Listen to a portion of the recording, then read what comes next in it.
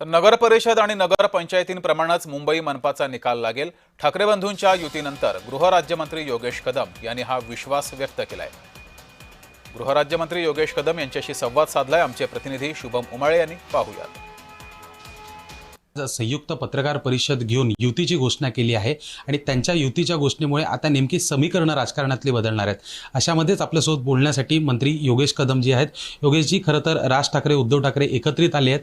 3-4 महिन्यांचा कालावधी गेला ही घोषणा करण्यासाठी। नेमकं आता कसं चित्र असणार आहे? महायुतीला काही दोन्ही ठाकरे बंधू एकत्र येण्याचा धोका आहे का?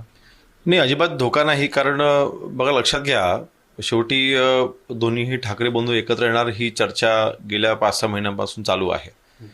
ह्याच दरम्याने जवळपास ज्या काही नगरपंचायती नगर परिषदांच्या निवडणुका झाल्या, या निवडणुकामध्ये आपल्याला पाहायला मिळाले की शिवसैनिकांनी आणि मराठी माणसांनी माननीय एकनाथ शिंदे साहेबांनाच निवडलेलं आहे।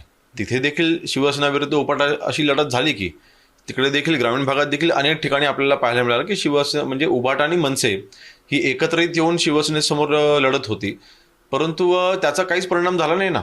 म्हणजे मला वाटतं कदाचित शिवसेनेच्या इतिहासामध्ये सर्वात जास्त नगराध्यक्ष हे कालच्या निवडणुकीमध्ये माननीय एकनाथ शिंदे साहेबांच्या नेतृत्वाखाली निवडून आलेले आहेत। म्हणून मला वाटतं मुंबईमधला मराठी माणूस देखील नक्कीच माननीय एकनाथ शिंदे साहेबांसोबतच राहील, जो आता सोबत आहे। मागच्या विधानसभेच्या निवडणुकीत देखील आपण जे निकाल जर का पाहिले तर उबाटाला ही अमराठी मतं जास्त मिळालेली आहेत। मराठी माणसांची मतं त्यांना मिळालेली नाहीत। त्यांचे खासदार ज्या ज्या निवडून आलेले आहेत, त्यांचे आमदार ज्या ठिकाणावरून निवडून आलेले आहेत, मेजॉरिटी त्यांना मतदान हे मुस्लिम समाजाचं झालेलं आहे।